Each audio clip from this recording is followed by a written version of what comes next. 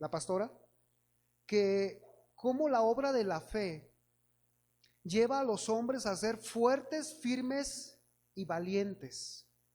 De tal manera que sufrieron en el Coliseo y siguen sufriendo todavía hoy en día muchos hermanos que han sido valientes por esa verdadera fe. Pero sobre todo, fueron hermanos que hicieron caso a la palabra del Señor. Todos venían de un trasfondo pagano y tuvieron que llegar al momento en que se tuvieron que encontrar con Cristo, con la palabra y con Cristo, con su palabra. Y ese encuentro con la palabra fue el que los hizo cambiar, pero el proceso de encontrarte con la palabra te lleva a un punto que se llama el arrepentimiento. Y en ese punto, si es genuino, hay dolor. Por eso esta mañana estamos tocando la serie ¿Cómo sé realmente que voy al cielo? Y hoy vamos a tocar, ya tocamos la evidencia del servicio, la evidencia de la santificación, pero hoy vamos a tocar la evidencia de someternos a Dios en el dolor causado por la palabra. Está largo el título, pero quise reunir la esencia de lo que voy a predicar. La evidencia de someternos a Dios en el dolor causado por su palabra. Hebreos 12:3 al 5, comenzamos.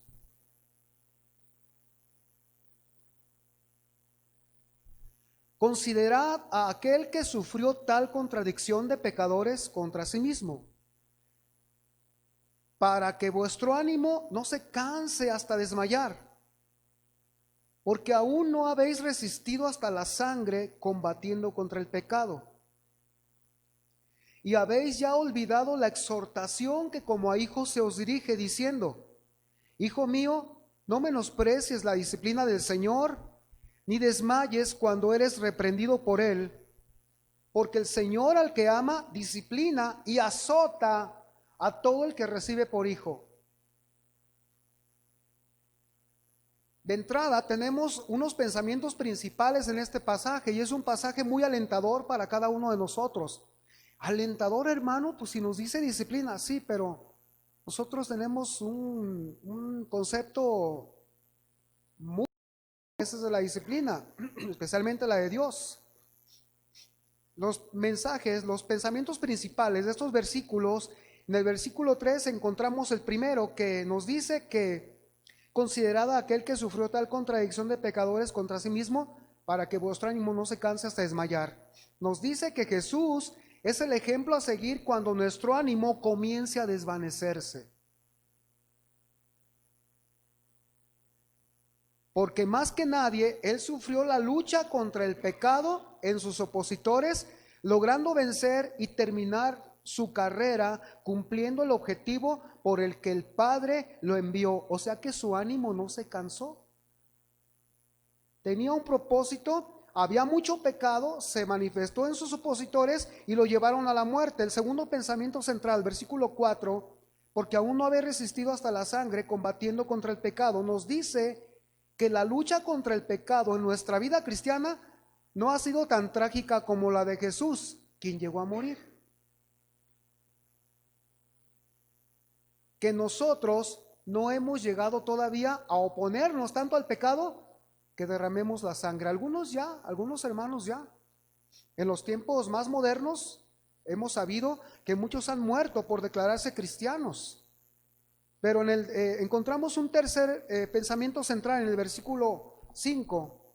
Leímos el 4. El 5 dice: y habéis ya olvidado la exhortación que como a hijos se os dirige, diciendo: Hijo mío, no menosprecies la disciplina del Señor, ni desmayes cuando eres reprendido por Él. Nos dice que encontramos una exhortación. Dice: habéis olvidado la exhortación de parte de Dios para todos, y que muchos la hemos ya olvidado. Primeramente aquellos de aquel tiempo a los que se escribió la carta. Y esta exhortación es que como somos hijos de Dios, la disciplina toma un lugar esencial en nuestra formación. ¿Siempre habrá disciplina? Siempre va a haber disciplina. Siempre. Ahora, por lo tanto, no debemos menospreciarla ni desmayar cuando somos reprendidos por Dios.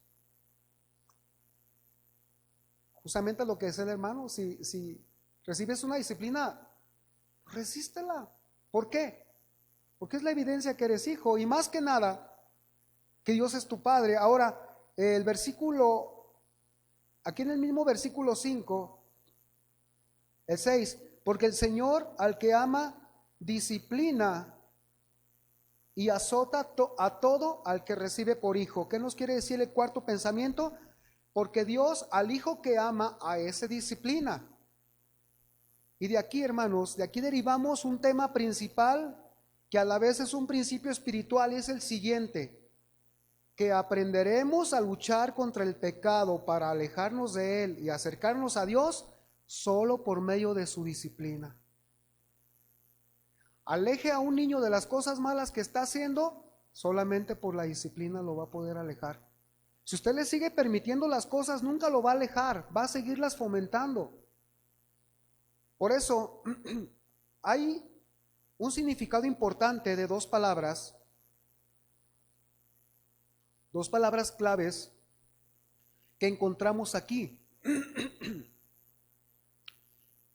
Estoy poniendo el fundamento para lo que vamos a hablar hoy.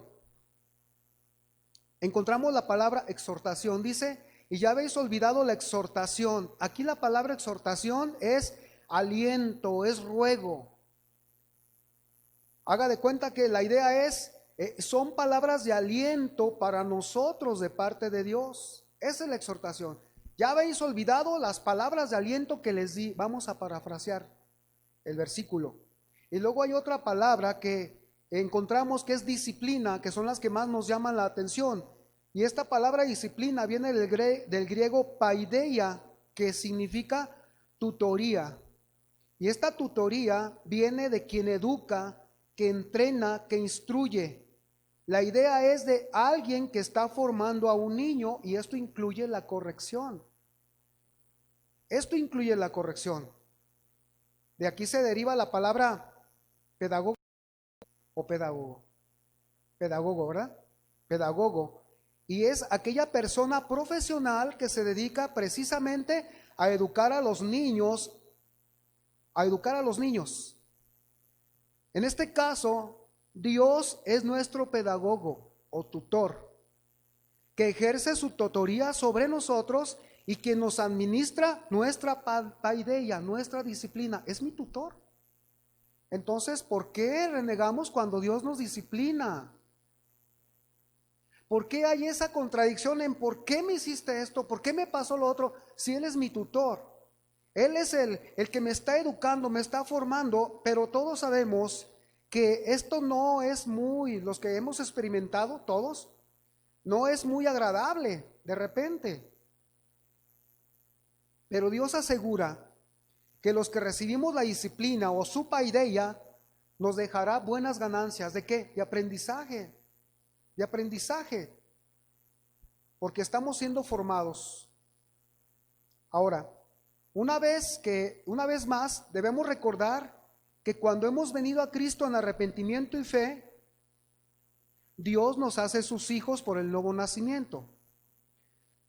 Pero lo siguiente será formarnos para que nos parezcamos a Él en todo. Eso nos forma la imagen de Cristo. Ya nos tuvo, ahora hay que formarlos. Ya me tuvo mi mamá, ahora procedió a formarme. Y en algunas cosas no me formó bien. ¿Ya? Pero lo hizo bien en su momento, porque así lo necesitaba. Entonces, todos estamos llevando un proceso. Estamos llevando un proceso. Por eso dice Hebreos 12:11, es verdad que ninguna disciplina al presente parece ser causa de gozo, sino de tristeza, pero después da fruto apacible de justicia a los que en ella han sido ejercitados. ¿Es bueno que me pasen cosas en mi vida cristiana? Sí. para que yo pueda reconocer a Dios obrando en mí. Por eso entendemos que Dios siempre estará formando nuestras vidas. ¿Y con qué las forman? Las forma con experiencias, las forma con decisiones y sobre todo forma nuestras vidas con su palabra, con su evangelio. Y aunque aquí en el contexto de Hebreos, hermanos, se enfatiza mucho más la disciplina o la formación por medio de las aflicciones externas, yo me voy a enfocar en la formación que Dios hace por medio de la disciplina a través de su palabra, porque es aquí donde comienza el problema, en la obediencia a la palabra. Pero para ubicar las cosas, le voy a plantear dos.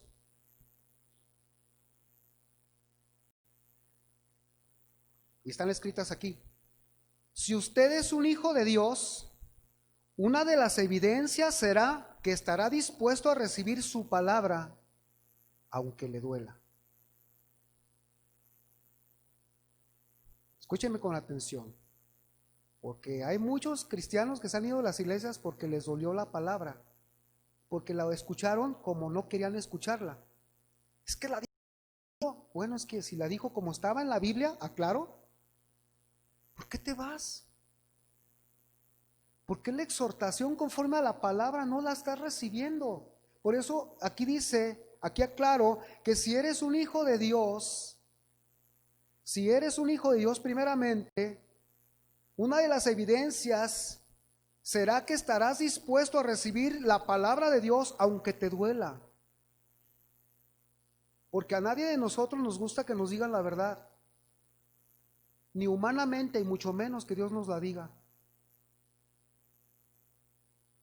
¿Quién eres para que me digas eso? Es que yo veo que tú eres un orgulloso. ¿Y tú qué? Empezamos, respondemos. Entonces la verdad nos duele, pero no queremos muchas veces reconocerla. Por eso dice aquí el primer versículo, dice 12:7, si soportáis la disciplina, Dios os trata como a hijos, porque ¿qué hijo es aquel a quien el padre no disciplina? ¿Vamos de acuerdo? ¿Estamos de acuerdo en que a veces la palabra será fuerte como la de la semana pasada? Una más. Si no eres hijo de Dios, la respuesta que vas a tener a la palabra será de rechazo, de rebeldía, de negligencia y por último, de alejamiento. Estoy poniendo las dos cosas para... No, es que si soy hijo de Dios. ¿Cómo que eres hijo de Dios? ¿No has escuchado la exhortación de la palabra que te congregues? No, pero allá vamos. Nos pasa a todos, hermanos. Me pasó a mí 10 años. Y un pastor, quiero entrar a esta ilustración, a esta anécdota, a esta experiencia. Mi familia se alejó 10 años. Nos alejamos junto con mi padre, mi madre, todos. Y lo he dicho varias veces, parecíamos todo menos cristianos. Pero hubo un pastor que ya está en la presencia de Dios, sí, de la iglesia, de otra iglesia bautista, llegaba y nos decía, hermanos, vuelvan a la iglesia. No, mi papá dijo, no quiero saber nada de cristianos, porque se había descubierto que el pastor era esposo de una en El Salvador y era esposo de otra en la congregación. Fue una bomba en la congre. Y ahí salimos votando todos. Iba el hermano varias veces hasta que mi papá le dijo, ¿sabe qué? Ya no vuelva. Y el hermano decía, hermanos, es que el Señor quiere que ustedes vuelvan. Iba con la palabra de exhortación. Mi papá le dijo, ¿sabe qué? No quiero nada, váyase. Aventó las Biblias por allá y echamos un clavado al mundo, hermanos. Por eso es el celo de que digo, bueno, ustedes muchos han crecido 30 años en una iglesia, hermanos. Y gracias a Dios que a lo mejor muchos no han probado el mundo, que no hay necesidad, que el mundo no deja nada bueno. Ahora, y ese hermano, voy a terminar esta experiencia. Al final se fue, nos dejó, pasaron 10 años, 11 años, 12. Cuando iba yo, se formó el primer grupo de alabanza en esa iglesia bautista, se llamaba Adoremos. Los diáconos conservadores ni siquiera cantaban, ni siquiera querían cantar palmeando los coritos de alabaré, alabaré, ni siquiera. Fruncían su cara, las hojitas las aventaban por allá. Y mi papá gozoso, vamos a alabar a Dios. Él ya había sido tocado por el poder del Espíritu Santo, hermanos. Fuimos sacados de la iglesia bautista por manifestación del Espíritu Santo, en sueños, en lenguas, y de allá nos sacó. Y no sabíamos nada, hermanos, de lenguas ni nada. Nada de eso. Dios se manifestó en nuestra casa. Y empezó nuestra vida. Bueno, el hermano, este hermano nos invitó a tocar, el hermano Roberto, se llama Roberto. Fuimos a tocar una iglesia acá, a Nudo, acá, un lugar, a una iglesia. Y yendo en ese carro, iba otro muchacho y ya me dijo el hermano, oye Dani, ¿trajiste tu guitarra? No, sí. Y volteé al muchacho y me dice, oye, ¿tú eres Daniel? Y, sí, sí me llamo. Pues ¿sabes qué dice? Yo soy hijo del hermano Félix. Félix García se llamaba este hermano, ese pastor. Y era un hermano, quiero hacer quiero notar esto, que a mí me gustaban los bostonianos. Y el hermano, yo era el número de él, el hermano, sus bostonianos que ya no usaba, los llevó a arreglar, les puso suelas completas y me los llevó. Ten, Dani, ponte, te traigo esos. ¿Sabe? Es un detalle muy precioso del hermano que Dios lo tiene escrito allá en su gloria para el hermano. Sí, soy Daniel. Pues yo soy hijo del pastor fulano. Ya me dijo, ¿cómo que tú eres? Sí, le dije, ¿y tu papá cómo está? Mi papá ya dejó el pastorado. Se aventó 40 años de pastor, 43 años de pastor. Pero está enfermo de las vías urinarias. Tiene insuficiencia renal y no tiene mucho tiempo de vida. Solo el que Dios le quiera dar. Pues me fui a la colonia, allá con el estadio, y llegué un día y, hermana, ¿cómo está? Digo, ¿quién eres? Le dije, soy Daniel, de los hermanos de Atemajac. Ah, vengo a ver al pastor. Ah, Félix, te hablan, ¿quién? Daniel, de los hermanos de Atemajac. Daniel, acuérdate de la hermana Flor, del hermano Mario. Pásale, pásalo. Ya llegué, el hermano pastor estaba en una silla de ruedas con su bolsa ahí, una bolsa. Platiqué con él, me dijo, ¿te quieres ir al seminario? Ah, le dije, es que me quiero ir al seminario bautista. Sale, yo te recomiendo. Pues ni me fui al seminario, se fue el hermano con el pastor y Dios nos trajo las iglesias del Espíritu Santo. Pero estuvo la exhortación de la palabra y no le hicimos caso. Y le echamos la culpa a los cristianos de la iglesia bautista. Y nos fue como en feria. Sigo. Si soportáis la disciplina, Dios os trata como a hijos, porque ¿qué hijo es aquel a quien el Padre no disciplina? Nosotros no lo entendimos. Una vez más, si no eres hijo de Dios, vas a rechazar la palabra, va a haber rebeldía, negligencia y te vas a alejar. 12:8 dice, pero si se os deja sin disciplina, de la cual todos han sido participantes, entonces sois bastardos y no son hijos. Y como les decía, hermanos, aquí es donde comienza el problema, porque en muchas congregaciones, cuando se comienza a impartir la palabra y el ministro ve que no le gustó mucho a la congregación la palabra, entonces empieza a diluirla, empieza a quitarle el filo. No, es que vi las caras y el pastor empieza a tener miedo y dice, no, mejor se las voy a dar de manera que sea más agradable a sus oídos. ¿Sabe? Estoy hablando de que cuando el pastor da un mensaje 100% evangélico y temiendo que ya no regresen a la iglesia, comienza a diluir el mensaje, quitando las palabras más fuertes o con más significado. Y créame que las palabras con más significado son esas palabras que tocan la necesidad que tenemos de purificación, de crecimiento en el Señor y la aceptación de la palabra, aunque sea fuerte. Hermano, necesitas santificarte. Pues ¿qué me viste andando en pecado? Oye, espérate. Todos necesitamos santificarnos, pero tú necesitas purificarte. No te hemos visto en la congre, no te hemos visto en tal lugar, ya no tienes parte con. ¿Qué pasó contigo? Lo digo porque todos pasamos esas cosas que al paso del tiempo hasta no las entendemos hasta que pasa un buen rato y por medio de una disciplina.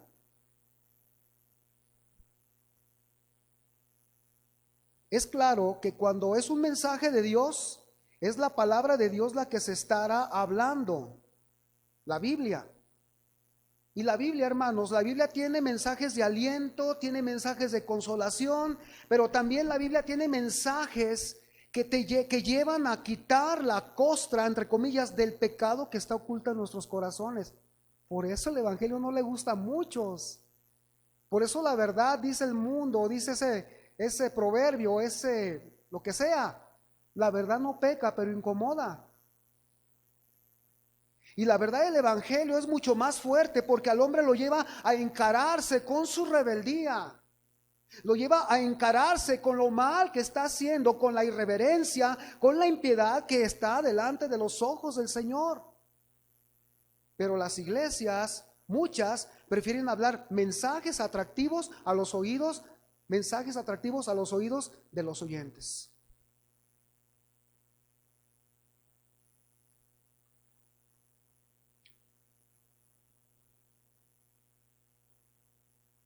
Dios lo hace por medio de la predicación para dar sanidad.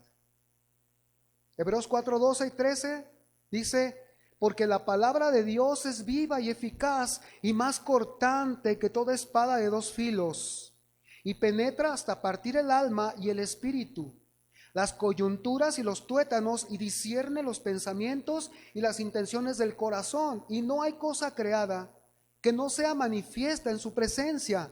Antes bien, todas las cosas están desnudas y abiertas a los ojos de aquel que a quien tenemos que dar cuenta. ¿Quién cree que no va a dar cuenta ante Dios? Todos vamos a dar cuentas. ¿Y qué cuentas vamos a entregar? ¿Qué cuentas vamos a dar? Dice que la palabra de Dios es viva y eficaz. Aquí hay dos palabras. Viva es sao o zoe, que quiere decir vida divina, no es bios, que es vida física. Dice que también es eficaz. La palabra griega es energes, quiere decir enérgico, activo, eficiente, poderoso en acción. Y también dice que la palabra es más penetrante que una espada material de las más filosas, porque la espada material solo penetra los cuerpos, pero no va más allá. Y la palabra de Dios penetra hasta la frontera del alma y el espíritu. Y un erudito dijo así, que la palabra de Dios es tan penetrante que llega a separar lo que es del alma y el espíritu. En otras palabras, tu vida espiritual, emocional e intelectual deben someterse por igual al escrutinio de Dios. Tus emociones, mis pensamientos, mi voluntad, todo debe estar sometido a que Dios lo escudriñe. Si soy hijo, lo voy a aceptar. También dice que discierne. La palabra discierne es una palabra griega que se escribe críticos, de donde viene la palabra crítica. Y la palabra crítica viene de una palabra griega krites, que es juez. O sea, en este caso es el juicio verdadero y justo de lo que Dios está mirando. Yo no los conozco a muchos de ustedes, es más, la única familia que conozco cómo vive es la de nosotros. Yo no sé cómo ustedes viven en sus casas, ni sé cómo se comportan entre esposos, yo no lo sé.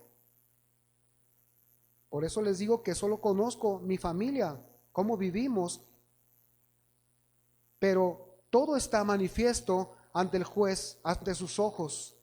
Por eso el mejor espejo para mirar nuestra manera de vida es la palabra de Dios. ¿Por qué? Porque todo está desnudo. ¿Qué quiere decir esto? Tal como es a su vista. Una espada penetra, hermanos. Corta y hace pedazos. Y cuando hace esto, la espada, ¿qué produce? Pues produce dolor. Así que Dios penetra con su palabra al punto de ver qué fue lo que verdaderamente motivó y ha producido el acto. Y lo comunica a nuestras conciencias para reconocerlo, arrepentirnos y recibir la bendición de la gracia de Dios. ¿Usted cree que Dios no conoce todos los motivos de todos? Claro que los conoce. Conoce el motivo de por qué hago una cosa, conoce la emoción que motivó estas cosas, conoce aún todo profundo. Quedamos desnudos delante de la presencia de Dios. ¿Qué es desnudos? Tal y como somos. Lo irónico, hermanos, es que muchas veces para mitigar el dolor que comenzó en nuestra conciencia y nos produjo una incomodidad, vamos de nuevo al que nos produjo dolor primeramente, al pecado. ¿Y qué es esto? Que es actuar en y con nuestra justicia propia. ¿Cómo es que lo hacemos? ¿Cómo es que volvemos a Él? Comenzamos a justificar lo malo que Dios en su palabra nos está mostrando y no lo admitimos. Bueno, es que yo no voy por esto, y es que es por esto, es que es por esto. Decía mi mamá, aquí hay esto y esto te vas a comer. Y la Biblia dice, y aquí te congregas y aquí te debes de congregar, ¿cierto o no? Es más, hay una frase. ¿Usted conoce los huevos fritos? Bueno, a eso me voy a referir. En el cuartel militar, en el comedor, hay una frase que dice, aquí los gustos son a huevo, no los huevos son al gusto. Y te tenías que comer lo que te dieran, eso se refería. ¿Y qué con Dios? Cuando nos dice que las cosas deben ser así, ¿por qué las revolvemos tanto? Por eso es que volvemos al pecado de nuestra propia justicia y empezamos a cuestionar lo que Dios dijo. Y había veces que no me gustaban las comidas que había ahí, pero pues para eso tenía que ir a pagarme un platillo de bistec ahí en la tienda del cuartel. En la Marina pues era más relajado, en un restaurante para todos nosotros. Pero fíjese la incongruencia con las cosas de Dios. En la semana nos acordábamos, platicaba yo con mis hijas, nos acordábamos porque tuvimos una reunión con mi mamá. Y en realidad nos acordamos de mi hermana que ya partió con el Señor. Aquí está mi sobrina. Y sí, nos enternece, ¿verdad? Recordar que no está con nosotros, pero está con el Señor. Y sin menospreciar este lado del sentimiento en la familia, pues me puse a pensar por el otro. Siempre recordamos las cosas que mi hermana dijo antes de que se fuera. Y las cosas que dice, ay, dijo esto, dijo lo otro.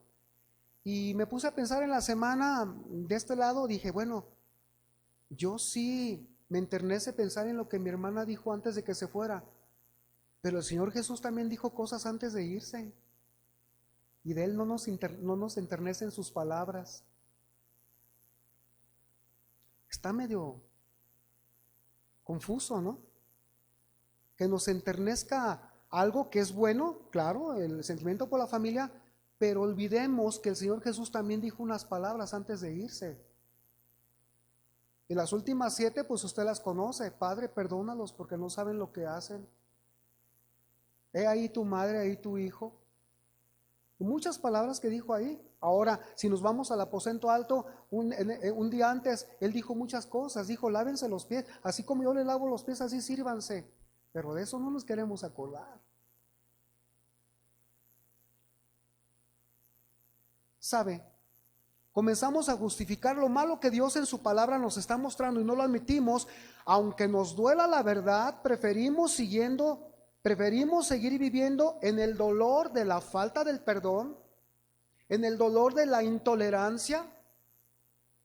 Porque cómo nos duele ver a la persona que no hemos perdonado aquí en el estómago. Oh, hijo, este me ofendió, esta me ofendió, y luego el dolor de la intolerancia, es que no lo puedo soportar, en la falta de aceptación, es que no sé, tiene algo que no me gusta, más bien no lo aceptas, porque hay millones como esa persona en el mundo, y hay millones como tú en el mundo, y como yo. ¿Sabes? Preferimos vivir en el dolor que produce el orgullo, porque para una persona así, orgullosa, solo hallará la soledad, porque no a muchos nos gusta estar con una persona orgullosa. Que siempre nos digan, ¿no? No, es que yo, la ley del yo esto, yo lo otro, yo. Oye, ¿me dejas hablar? Es que yo quiero hablar. Imagínense, amado, eh, si este fuera, aquí le puse, si este fuera nuestro caso, entonces es urgente que vengamos a sufrir el dolor de la palabra. Es urgente el dolor de la verdad del Evangelio y respondamos en sumisión a Dios, porque Dios va a actuar como el médico que para sanar necesita ponernos una inyección que también va a generar un dolor, pero al final sanaremos de esa enfermedad. ¿Nos conviene venir al dolor de la palabra? Sí nos conviene, hermanos, porque nuestras almas serán sanadas. Y sabe, por eso el Señor Jesús en Mateo 9, 12 y 13 dijo, en una situación ahí con los fariseos que lo vieron sentarse con los publicanos y pecadores y comenzaron a decir que ¿por qué su maestro a los discípulos se sienta a comer con pecadores? O sea, con aquellos que son pecadores. O sea, están hablando en segunda persona, ellos no, aquellos sí. Y dice que el Señor dijo, al oír esto Jesús les dijo, los sanos no tienen necesidad de médico, sino los enfermos. O sea, ustedes se están creyendo sanos, se están creyendo que no necesitan sufrir la palabra. Ustedes están diciendo, ¿yo por qué necesito oír lo que tú vas a decir? Tengo mejores conceptos que tú, Jesús. Aunque dejaste la palabra escrita, tengo mejores pensamientos que tú. Si tú me dejaste un mandamiento, mi mandamiento es mayor y mejor que el tuyo. ¿No es la actitud que estamos mostrando cuando rechazamos la palabra aunque sea dura?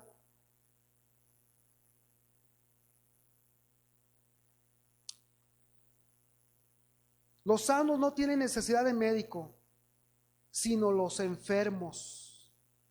Los que dicen, cierto, necesito mucho del Señor. Necesito mucho, necesito estar en su presencia, soy malo. Soy malo para hacer lo bueno y bueno para hacer lo malo. Todavía.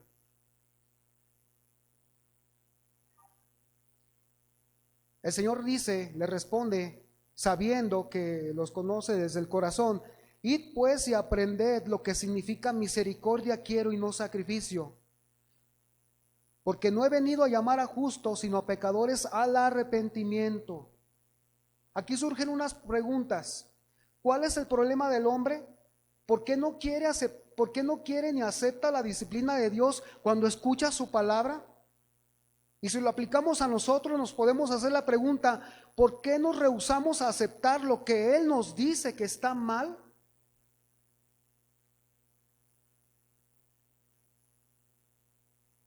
La respuesta que podemos dar inmediata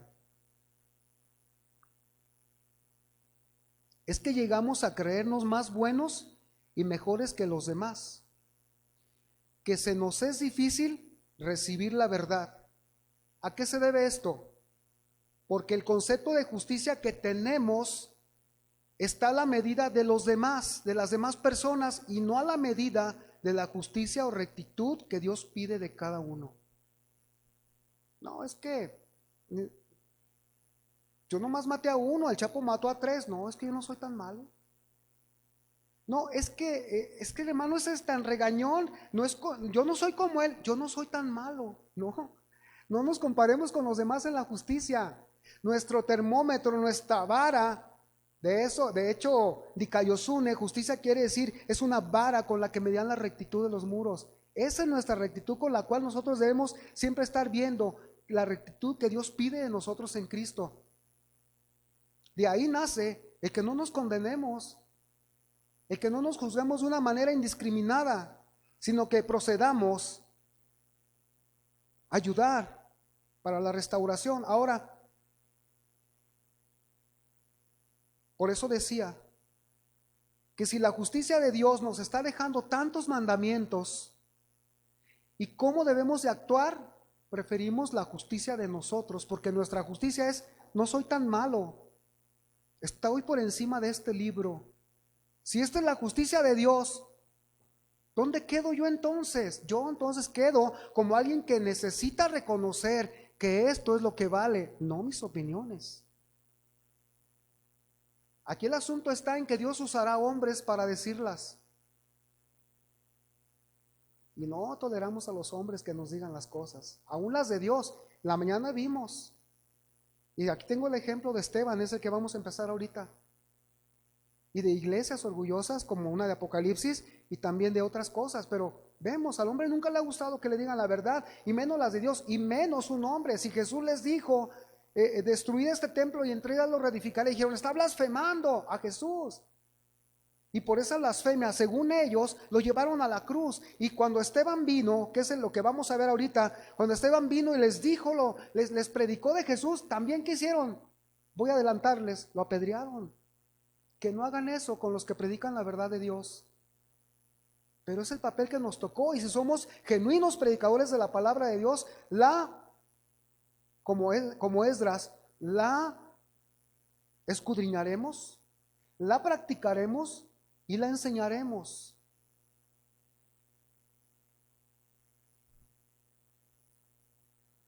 Mateo 5:17. Mire, bueno, ya les digo ese comentario. 5:17 dice, no penséis que he venido para abrogar, el Señor está diciendo esto, no penséis que he venido para abrogar. La palabra abrogar es desintegrar la ley o los profetas. No he venido para abrogar, sino para cumplir. ¿Qué es cumplir? Darle completo significado. ¿Y qué era el completo significado? Mateo 22:37 al 40. Jesús le dijo, amarás al Señor tu Dios con todo tu corazón y con toda tu alma y con toda tu mente. 39. Y el segundo es semejante, amarás a tu prójimo como a ti mismo. De estos 2 mandamientos depende toda la ley y los profetas. Entonces el Señor, ¿qué dice? Yo no vengo a quitar la ley, no vengo a desintegrarla, vengo a darle el completo significado, porque ustedes, le dice a los fariseos, le han hecho tantas lagunas con sus pensamientos. Y así pasa con los cristianos. Entre tantos mandamientos que hay de la congregación, de no pelearnos, de aceptarnos en misericordia, siempre hay un pero. Pero es que, y nosotros le estamos provocando una laguna a la palabra de Dios. Y Jesús dijo, no, para rellenar todas esas lagunas quiero que entiendas que la ley y los profetas se encierran en esto: amar a Dios con toda tu mente, toda tu alma, con todas tus fuerzas. Y el segundo, así de esa manera, amarás a tu prójimo como a ti mismo.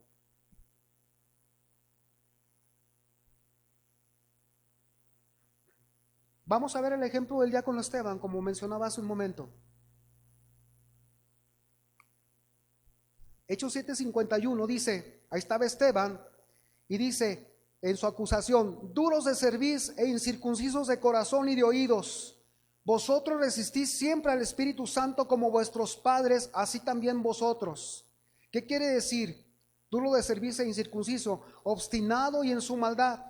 Dice, vosotros resistís. ¿Qué resistid? Tener una rebeldía contra el Espíritu, quien es el autor de las Escrituras. El pastor Daniel, ni el pastor Chu, ni el pastor Víctor, ni el pastor, nadie es el autor de la Escritura, es el Espíritu Santo. Lo enfatizo de esa manera, hermanos, porque nuestro pensamiento tiene que ser dirigido a esta verdad. Y esto pasó con este diácono Esteban. Dice, resistís siempre al Espíritu Santo, autor de las Escrituras, en su anuncio de la venida de Cristo para salvar, y Esteban lo estaba proclamando. 7:52 dice, ¿a cuál de los profetas no persiguieron vuestros padres y mataron a los que anunciaron de antemano la venida del justo, de quien vosotros ahora habéis sido entregadores y matadores? Cuando le decimos, Cristo quiere sanar esas cuestiones en su corazón, estamos anunciando por el Espíritu Santo que si usted entrega esas cosas que no lo han dejado progresar en su vida cristiana, en su vida como una persona libre, entonces estamos proclamando la verdad del Señor. Ahora, resistir es rebelarse. El Espíritu les confirma el mensaje, como aquí, Y estos fariseos, estos judíos, había hipocresía en ellos, pero ellos entienden perfectamente lo que les decía el diácono. Pero algo importante, rehusaban someterse a la verdad.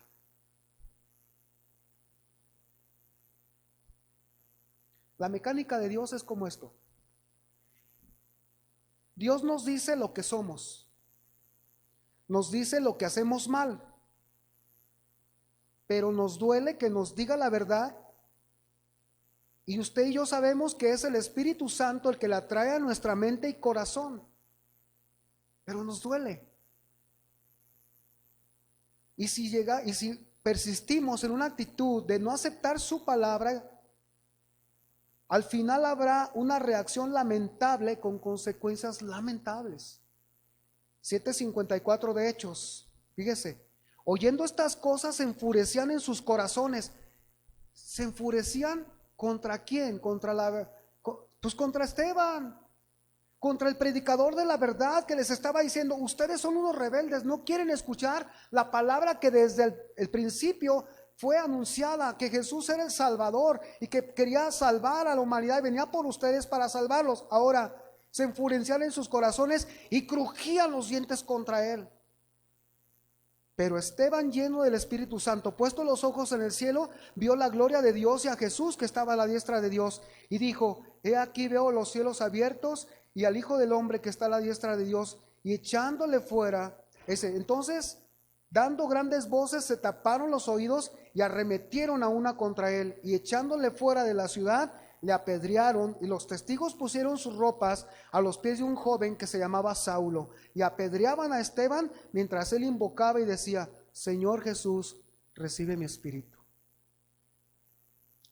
Mientras la iglesia Ágape siga aquí, me refiero a que el Señor nos lleve, siempre se predicará la palabra como debe ser, hermano.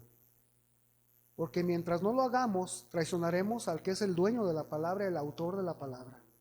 Porque en ella estamos incluidos todos, hermanos, todos. Vamos a otro caso, el caso del fariseo y el publicano. Lucas 18:9. A unos que confiaban en sí mismos como justos y menospreciaban a los otros, dijo también esta parábola. Vamos a ver, Jesús sabía lo que estaba ocupando el corazón del fariseo. Y en el corazón del fariseo que confiaba como justo en sí mismo, había una especie de altanería y arrogancia. Y sabe, esto estaba basado en el concepto de lo que él pensaba que era. Y esto provenía de su corazón orgulloso. Nosotros aprendemos esta lección, amados, que estar basados en lo que pensamos que somos, sin ir a lo que dice la palabra que somos, tarde o temprano lo reflejaremos mostrando una actitud de menosprecio a los demás, porque claramente leemos que este fue el resultado. Dice, a los que confiaban en sí mismos como justos y menospreciaban a los demás. Mire, en las iglesias cristianas, muchos, hay un orgullo teológico tremendo, hermano. Entre comillas, grandes pastores, grandes hermanos, que saben mucho, hermanos, caemos en un orgullo teológico del saber, pero sabe algo importante, no lo aplicamos al corazón, lo tenemos solamente aquí en la palabra, aquí en el cerebro, aquí en la mente. Mucha Biblia, poca humildad. Mucha Biblia, mucha Biblia, pero también mucha soberbia. Es lo que estamos viendo con este ejemplo. Por eso, cuando es así, hermanos, necesitamos una palabra de justicia que haga pedazos nuestra justicia como hizo con la de ellos. Que haga pedazos la justicia de nosotros como destruyó aquella. Por eso dice aquí en 18:10, Él les da esta parábola, el Señor Jesús de Lucas. 2 hombres subieron al templo a orar, uno era fariseo y el otro publicano. El fariseo, puesto en pie, oraba consigo mismo de esta manera: Dios, te doy gracias porque no soy como los otros hombres, ladrones, injustos, adúlteros, ni aún como este publicano.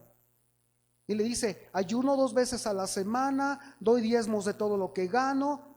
Mas el publicano, estando lejos, no quería ni aún alzar los ojos al cielo, sino que se golpeaba el pecho diciendo: Dios, sé propicio a mi pecador. En lo original dice: Dios sea propicio a mí que soy pecador. ¿Qué pasaba con el fariseo?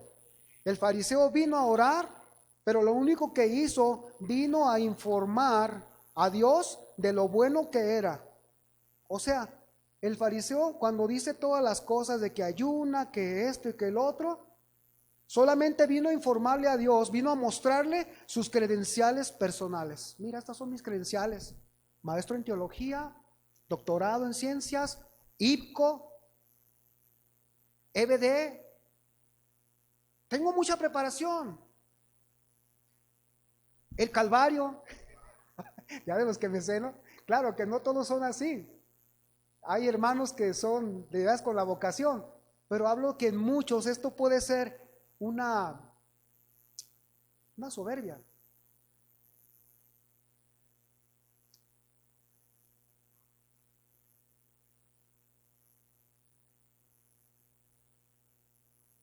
Vino a decirle a Dios, a mostrarle sus credenciales.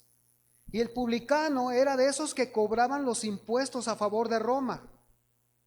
Y cada vez que lo hacían, le añadían más. Le decía, el publicano le decían, cóbrale 5, le decía a Roma. Y cuando ellos cobraban, decían, dame 10. Y cuando entregaban las cuentas, solo entregaban 5 y se quedaban con 5. Pero este publicano que nos habla aquí en la escritura, nos da el ejemplo de que se queda hasta el final, hacia atrás, y ni siquiera se atrevía a mirar al cielo porque en su corazón se reconocía pecador. Esta oración fue la que subió al cielo como perfume. Un corazón quebrantado, un corazón avergonzado de sí mismo. Y esta clase de oración es la que acepta a Dios, amados. Es la que acepta a Dios. Y esto nos enseña algo importante. Vamos a ver el lenguaje corporal. El fariseo estaba en pie. Imaginémoslo así, erguido, seguro, levantando sus manos, seguro de sí mismo y dispuesto sobre todo a que todos lo vieran.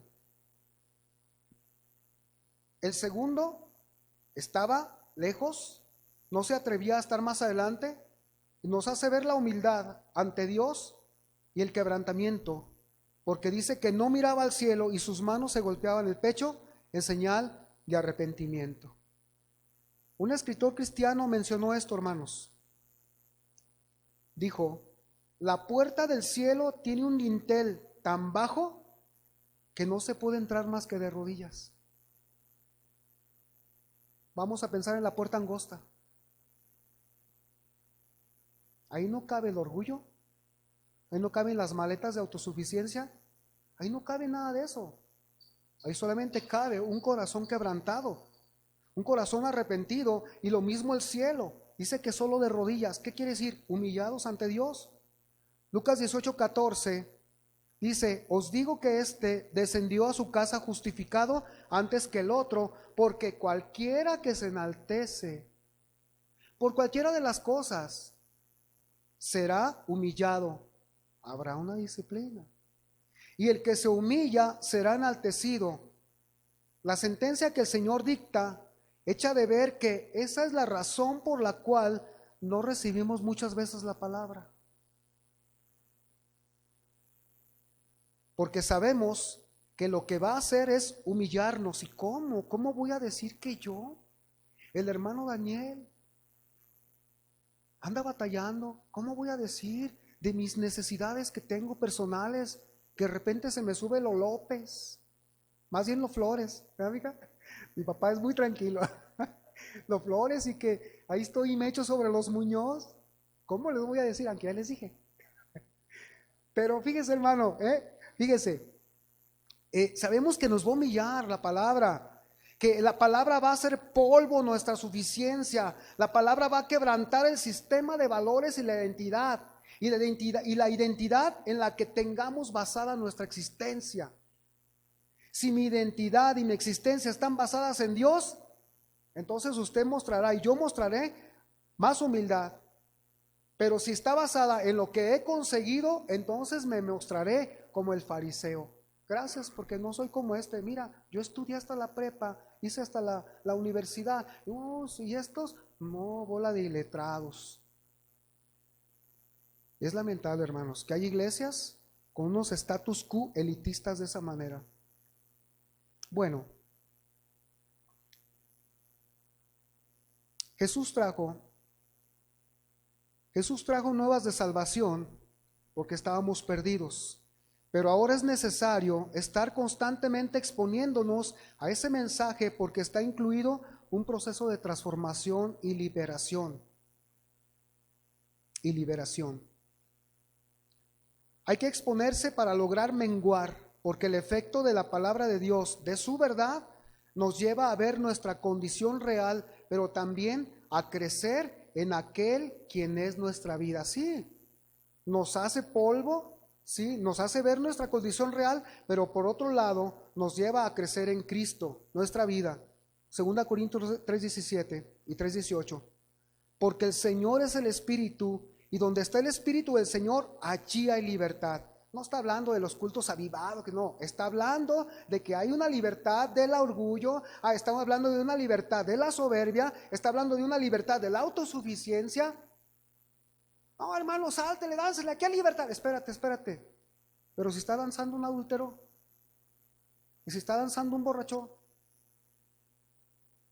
o si está diezmando a alguien que no ha enderezado su vida, o alguien que no está viviendo casado con su pareja, lo digo para motivarlos, que es el mandamiento de Dios. Es el mandamiento de Dios y estamos para hacer la voluntad de Dios, hermanos, amados.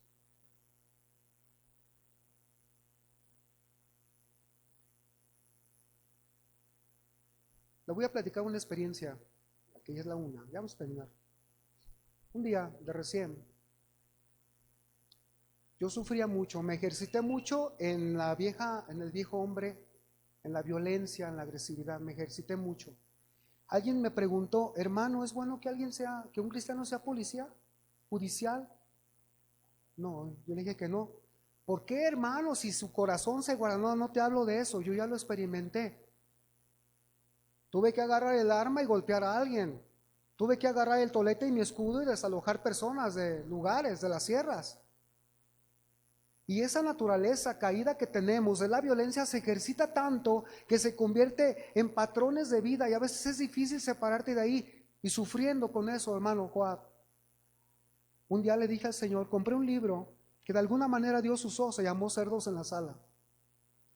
Y le dije, Señor, quiero ser libre de esto porque cualquier cosa me enciendo, cualquier cosa me pone iracundo, cualquier cosa, ¿qué me ves? Y el libro decía, ponga sus manos sobre usted y dígale al Señor lo que usted tiene necesidad.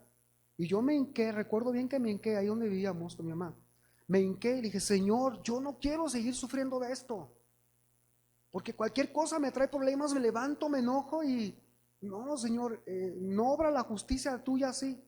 Esa noche tuve un sueño. Y sabes, soñé que iba por los canales de mi corazón, como montado en alguien, y al dar vuelta en una de las cavidas de mi corazón, que sale un tigre, ¡ah! Feo, fuerte, ¡ah!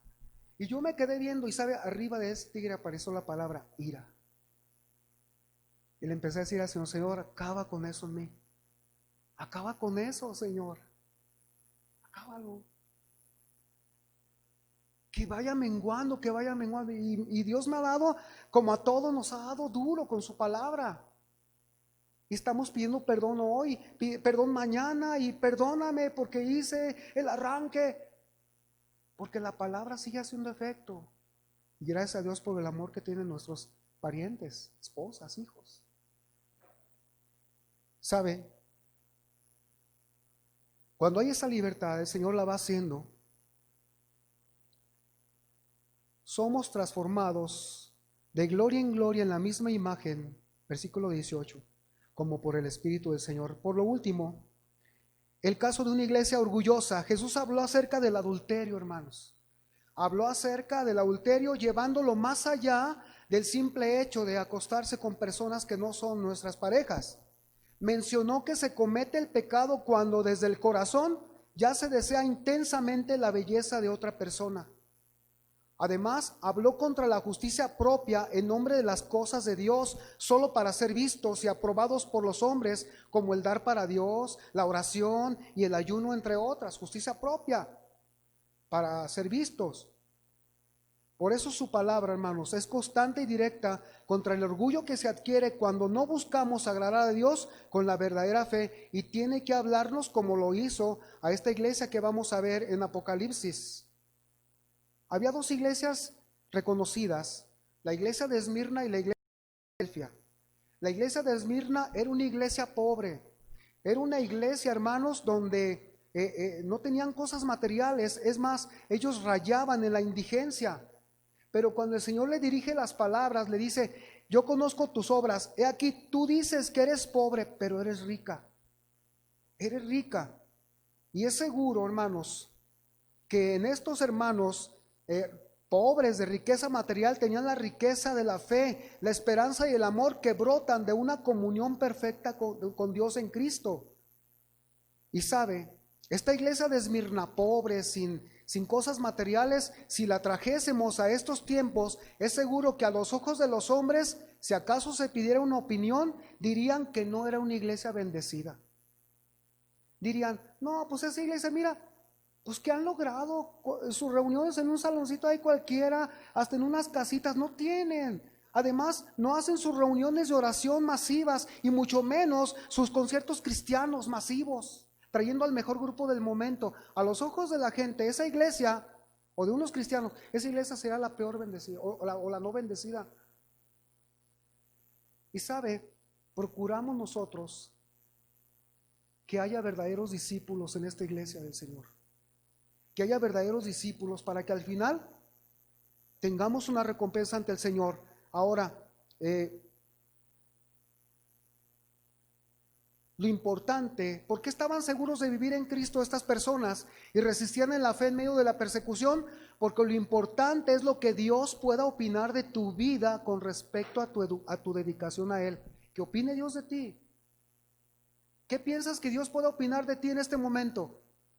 ¿Qué piensas que Dios viene? Imagínate que Jesús entre aquí materialmente y te diga: yo conozco tus obras, yo sé la motivación, yo sé tus pensamientos, y he aquí, tú dices que eres pobre, pero eres rica. Qué bueno sería oír eso. Qué bueno. Pero dice aquí en otra iglesia, la iglesia de Filadelfia también recibe alabanza, y estos hermanos eran pacientes. Pero llega la iglesia Laodicea en 3:17, le dice, antes quiero darles unos datos. En la iglesia de Laodicea, el Señor dice: conozco tus obras. Y el caso de esta iglesia de Laodicea, la mirada de ellos, de los cristianos, estos cristianos, estaba puesta en las riquezas, porque Laodicea era una iglesia muy rica. Era una iglesia donde ahí en esos lugares había abundancia de pastizales, y ellos criaban a la oveja negra, o sea, a la lana negra, más bien, a la lana negra, y era costosísima, y la exportaban a todos los lugares del continente asiático. Había mucho dinero en esa iglesia, como hay en algunas, porque los que estaban allí, los que se reunían, eran grandes empresarios, eran ganaderos, eran banqueros. Pero ¿sabe qué le dice el Señor? 3:17: porque tú dices: yo soy rico y me he enriquecido, y de ninguna cosa tengo necesidad, y no sabes que tú eres un desventurado, miserable, pobre, ciego y desnudo. ¿Qué estaba viendo el Señor? Estaba viendo la realidad de ellos. Aunque en la iglesia hubiera trajes de lana, los trajes mejores, aunque hubiera el mejor grupo de alabanza con los mejores músicos, los mejores aparatos, los mejores micrófonos con condensador, con las mezcladoras y procesadores de sonido, pero el Señor dice, les descubre su verdadero ser. Tú dices que soy rico, que eres rico, que te has enriquecido, que no tienes no tienes necesidad de nada, pero no sabes que tú eres un desventurado, miserable, pobre, ciego y desnudo. si llegara una carta del Señor, ¿qué no diría de cada uno? Si esperamos que el Señor diga cosas buenas de nosotros, pues entonces debemos dolernos por la verdad de nuestra realidad revelada por el Evangelio y ser honestos, que así cuando nos duele escuchar la verdad de Dios, no cerremos nuestro oído y vengamos a un dolor mayor que es producido por el arrepentimiento, y el Espíritu Santo dará sanidad a nuestras almas enfermas. Amados, por eso termina el mensaje de estas iglesias de hace casi 2000 años. Y hoy también lo termina de esta manera, hermanos. 3:20 y 3:22. El Señor les dice: he aquí, yo estoy a la puerta y llamo. Si alguno oye mi voz y abre la puerta, entraré a él, cenaré con él y él conmigo. Y termina en el 22. El que tiene oído, oiga la palabra que el Espíritu dice a las iglesias. ¿Cómo está caminando tu familia? ¿Cómo estás caminando tú? ¿Cómo estoy caminando yo? ¿Me estoy guardando en santidad para el Señor? ¿O estoy buscando otras cosas? ¿Estoy siendo humilde ante el Señor? Por eso el Señor dice en Santiago 1:21: por lo cual, desechando toda inmundicia y abundancia de malicia, reciban con mansedumbre la palabra implantada, la cual puede salvar vuestras almas. Una de las evidencias de que realmente vas al cielo es que te estás sometiendo al dolor que causa la palabra y le respondes a Dios: sí, es cierto, Señor, tú tienes razón, necesito arreglar esto de mi vida. ¿Por qué es tan grande tu amor por mí, Señor? El Señor dice: Jesús no vino a condenar al mundo, sino a que el mundo sea salvo por él. Pero tú y yo debemos entender que aquí está la verdad, y esa verdad es para nosotros, porque hay enfermedades que no podemos curar ni con la mejor medicina terrenal, sino con la medicina que Cristo da, y viene de ahí, fluye de la sangre de Cristo en la cruz del Calvario. Amados, ¿qué necesita ser curado hoy? ¿Qué necesitamos? Primero reconocer. ¿Y qué necesitamos en el corazón? ¿Por qué no somos humildes esta mañana y decimos: Señor, tú tienes razón? Es cierto. Aquí las cosas no son al gusto, sino es como tú las dices. Y si así las dice Él, pues podríamos apedrear al Esteban, a los Estebanes modernos, pero en realidad estaremos rebelándonos contra la palabra que el Señor da. Póngase de pie, amado. Vamos a orar. Por eso el Señor dice: al que amo, disciplino, porque es tanto su amor por nosotros, amados.